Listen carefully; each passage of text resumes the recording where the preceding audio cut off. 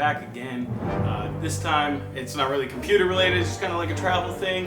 Obviously I got a bunch of Star Wars characters all around me, so maybe you can guess, got into Star Wars Galaxy's Edge. I was able to get into the June 1st, second day of the opening, and got some gifts while I was in there, some little knickknacks and everything. So just wanted to go over my experience, things I got, help you guys out so you know kind of what to expect whenever you get into there. So you probably all already know from May 31st until June 23rd, the park is reservation only. If you have a reservation to a Disneyland Resort hotel, you will get in for free automatically. And then if you were able to, on the first day that they opened the reservations to everyone else, if you had a ticket and you were able to get a reservation within those 2 hours, then obviously you get it for free. Otherwise, there's no other ways to get into the park. So either you had a hotel or you made a reservation within the 2-hour window that they finally opened up reservations the first way back a few months ago or something like that. Anyways, I did the hotel because I'm the worst whenever it comes to trying to make reservations for things that many people are trying to get into. And due to the short time frame I had left in the country, I just wanted to go ahead and make sure I got in for sure so me and my kids could have one last vacation and go out with a bang. I'm going to go over that a little bit later, some more details on why I wasn't too happy with my experience. But anyways, let's get right into it. So as you can see, there's a lot of different creatures and things you can get from the park. We'll start with this little guy right here. You probably recognize him from Jabba the Hutt's Cantina, whatever you want to call it. Little creature sitting on it. Look at that. He's talking, moving his head. So the guy comes with a little controller. It's all mechanical driven. There's just a cable in here. And no electronics, no batteries, nothing like that. He doesn't make any noise, doesn't talk. But so you have the controller right here, you have a knob for shifting his head. Shifts his head, and this one right here is for the mouth. The mouth one is kind of slow to react, so it's not the best. And the head one, obviously you gotta have a lot of thumb room going on there for it to fully react. But yeah, so there's that guy, kind of cool. And he also has he's got a magnetic base. Slide that in your shirt, and he will connect right onto you. And now he's going to be sitting for the rest of the video on my shoulder. Anyways, so there we go. We got him up here, walking around, cool stuff. I think Disney's kind of done this with other creatures, just not as elaborate as this. They had like people like Groot walking around, just like swallowing and stuff. This guy's a lot more elaborate. He is quite expensive. I believe he was $75 or something like that after tax. It was a lot, but I really like him. He's cool. So I went ahead and got him. My kids liked him, everything like that. So we got him as just like a family present type of deal. The magnet is not the best, obviously. It's kind of sliding. It does curve to the shape of your shoulder. Bend it every which way or whatever. But yeah, get out of here. I'm done with him. So, next up, we'll go over here, just some little guys we got for my kids. We have, obviously, Chewbacca, a little Wookiee. He's cute. My 6-year-old absolutely loves him. By the way, in the first video of my desktop computer, my desk computer thing, the one you hear in the background at 1520 that everyone's talking about is, oh, is it a zombie? What's going on in the background? That is my 6-year-old. He just likes to hover around me and do weird things. He is the one that's in love with this guy. He takes him everywhere. Obviously, he can't take him to school. That's why I have him right now. But he sleeps with him, everything. He loves him.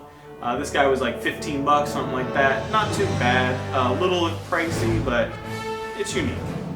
Then we have this thing. It doesn't say what it is on it. I've never seen it. I'm a big Star Wars fan in terms of watching the movies, but like books and all that stuff I haven't read, so I don't know what this thing is. Get it out of here. And then we got this little guy right here. He was a little bit expensive. My girlfriend got it for her son, just as a gift. I don't know, probably like $50 or something like that. But he does some cool stuff. You squeeze his tail somewhere. He's on. I guess he has an off button, right in his underbelly, a little off button. Squeeze his tail, and he growls. Moves his eyebrows around. Sorry, my couch is kind of squishy, so things are falling over here. He does that, and then he also moves his feet, opens his mouth, does some growling. Yeah, get him out of the way. So those creatures, they do come in one of these like little novelty gift boxes for the taller ones, like this guy right here. He just sits right inside of it. Good to go. You got a little handle up here, carry him around. For the cat guy, you set it sideways. There's a handle up here, unfolds. He'd stand right in it. That way, you know, your animal's comfortable and everything. The little guys didn't come with any of those. This was just specific to the bigger creatures. But yeah, so there's that. Get that out of the way. Kind of like a collectible case or whatever. While I was there, I know everyone who goes to the park, probably, for the most part, if you're a big Star Wars fan, you're going to want to build... Oh God, that cat is still going. But you're probably going to want to build a lightsaber of your own. Savvy's workshop was the biggest disappointment of the day for me. So, my plan when I got into the park, I said, all right, I'm hungry. I haven't eaten all day. My time slot was from 11 to 3. You get a 4-hour window. So I said, I'm hungry. Let's go eat first. Went to the lines to get food. They were all pretty long. I was probably going to wait about an hour just to get some food. Told myself, let's go to the Falcon. Let's go try to ride the Smuggler's Run ride and get that out of the way before the line. Since the lines were obviously at the food, I said, well, maybe Smuggler's Run's good. Get there, 75-minute wait. Not doing that. And then lightsabers was the last thing on my list, even though to me it was the most important thing. I didn't want to be carrying around lightsabers everywhere the whole day, trying to get on the ride, having to set them God knows where. So that was the last thing on my list to do, but of course I just went ahead and went to do it since food and Smuggler's Run were all packed out.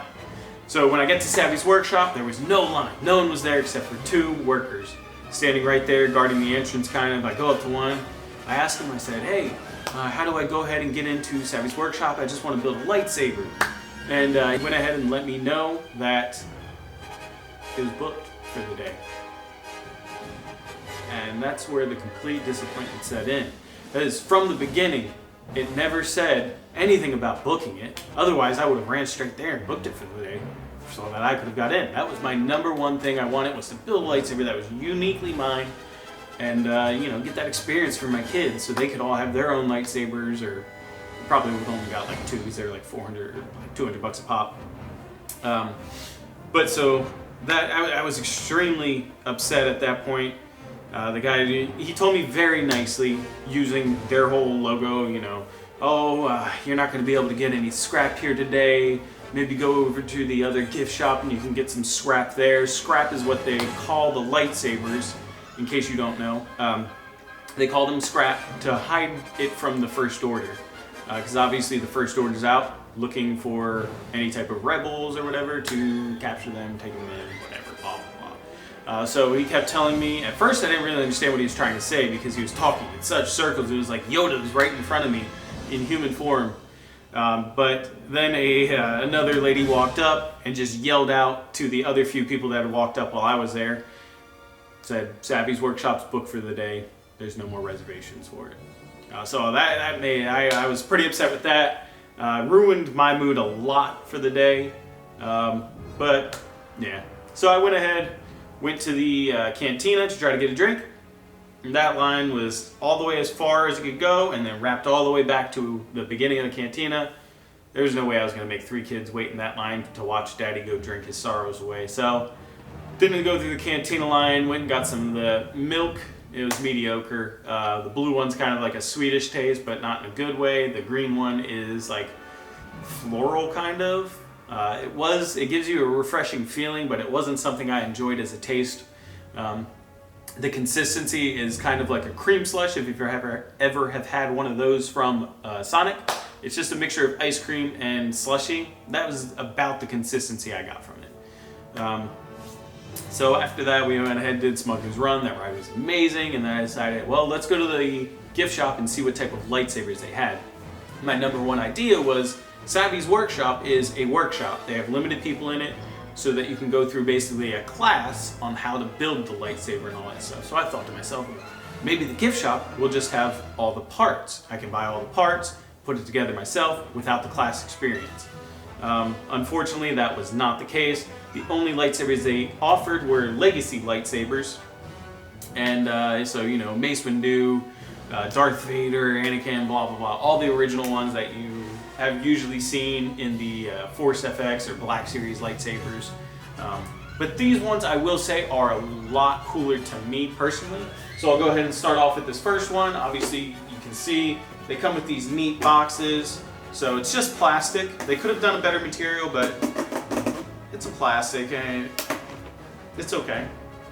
You push this little button right here. Each one has a button on the front. You can see this is purple, Mace Windu obviously. He's pretty much the only known purple guy that everyone knows. I'm sure there's other Jedis out there who had purple, but Mace Windu's the most known, I'd say. So here we have the lightsaber in its case. There's like a black mold fit just for the lightsaber to go into. It has like a black felt over it, or some type of cloth material. You can pull it out. Just a black plastic there, black cloth. Nothing beneath it on this one, just some styrofoam to hold it in place. The way it goes. I'll just set that out of the way. So here is Mace Windu's lightsaber. It's nice, good weight to it, good material build, nice rubber grip on areas that are supposed to be rubber, and nice metal feeling on the metal. This is a real metal, I don't know what type, but a good real metal. Little on-off switch right here in the middle. And then, yeah, it has the area for the belt clip. That is one thing I wish they would have told me, is the belt clips didn't come with it. I guess they were an accessory you had to buy extra. None of the workers there mentioned that. So that kind of sucks. I only just found out that they existed.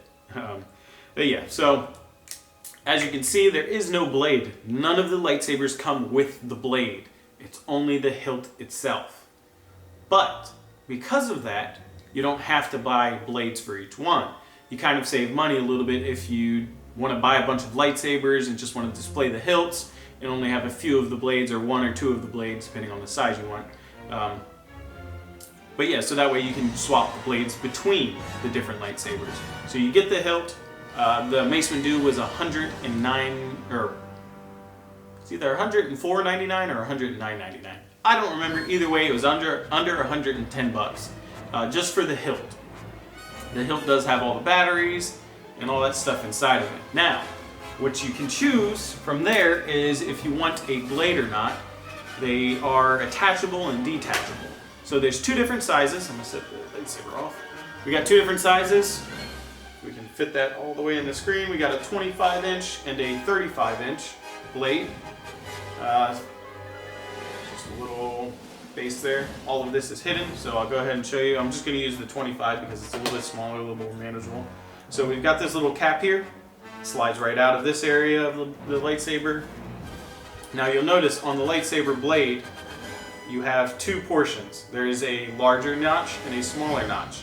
You gotta line those up inside of the lightsaber, and I did it completely wrong. There you go. Here, I'm gonna get a little closer to the camera just so you can hear that noise. So when you insert it, there's that noise right there. You slide it in, twist it. There you go, you've got your lightsaber in there. Sorry, let's redo that.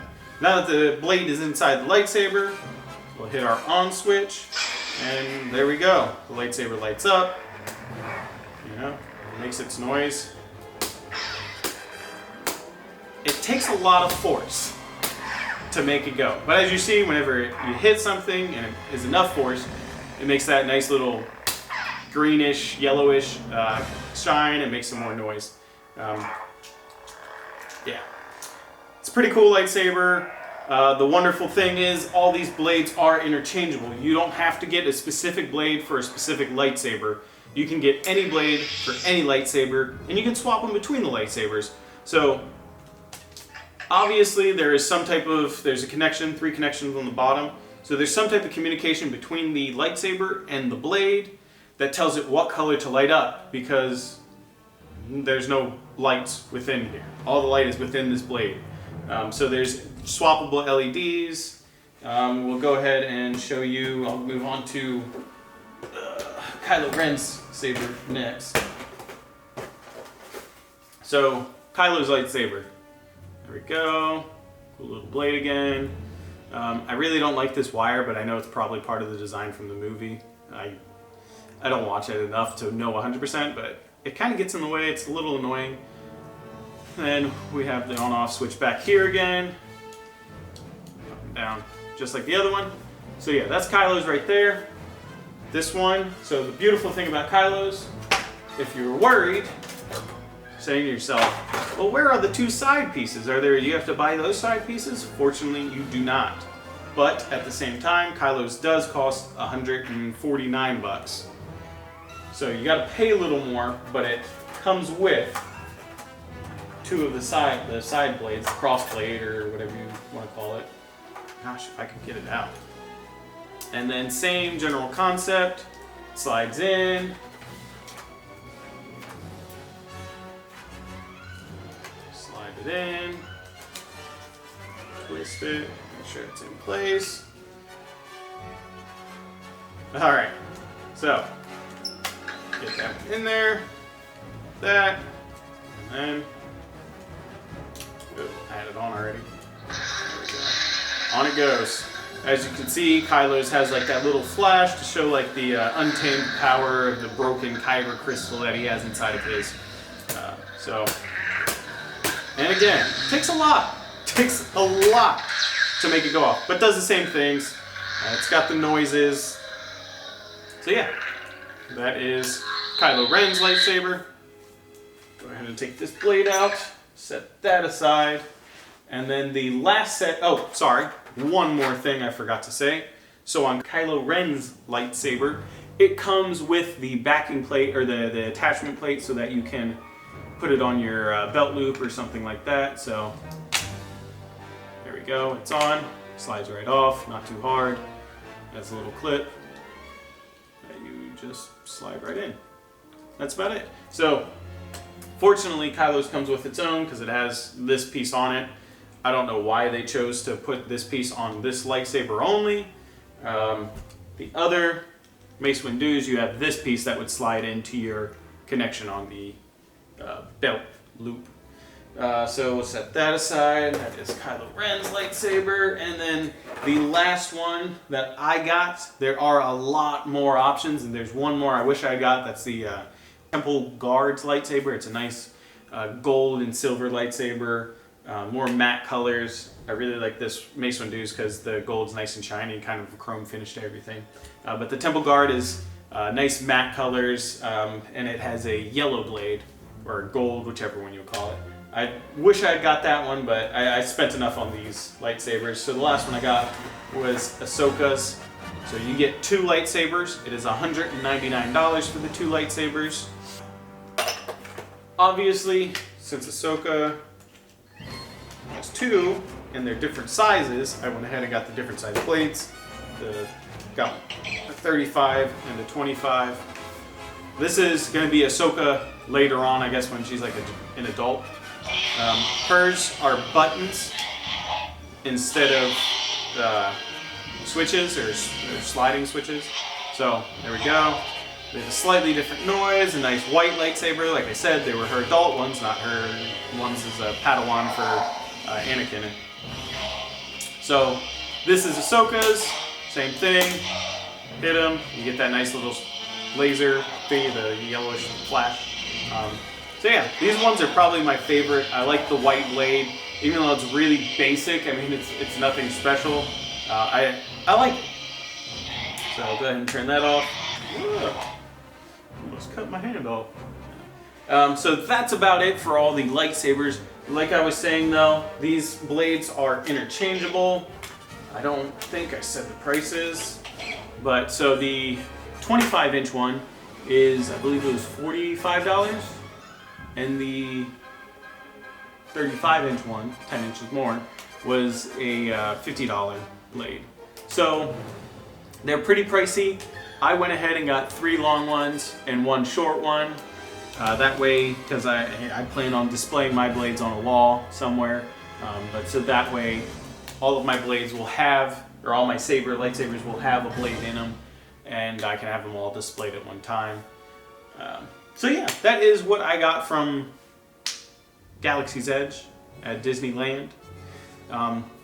If you're interested in visiting it, I would highly, highly, highly recommend, or if you're en route for it even, I would highly recommend going ahead and making sure the first thing you do is you get in there and you go straight to Savvy's workshop and book yourself a experience there. That way you can see it if that is something on your list that you want to do. $200 is a lot to pay for a lightsaber, but I think it's definitely worth the experience. One thing I do want to say about Savvy's workshop lightsabers, as you can see from these ones, like they're really nicely built, looks metal, looks nice. You can't even tell, like it doesn't look cheap. It looks good. The lightsabers I have seen for the build your owns, from the paint jobs, they do look plastic to me. The plastic looks a little cheap, but obviously the build quality can't be that bad. They're nice because you can take them apart, change the kyber crystal inside of it, which changes the color. So again, first thing you do, go to Savvy's workshop if that is something on your list. June 23rd, I believe it is. The park is open to everyone, so I'd recommend getting in nice and early and getting there right away if that's your plan. Or just wait until we're in school season. So once school's back in, usually Disneyland slows down a lot. So go some like off time, go in the middle of October, not Halloween time, because obviously Halloween time's a big one. I know one of my coworkers, he's from Palmdale area, so he frequents it. He goes there a lot, and his recommendation was later in January or beginning of like December, after Thanksgiving, before Christmas type of time frames. Basically just base it around what U.S. schools are doing. If they're in school and you can get there, then go there. You're gonna have a lot less of a crowd, and I think it's gonna not only be for Disneyland, but for the whole park.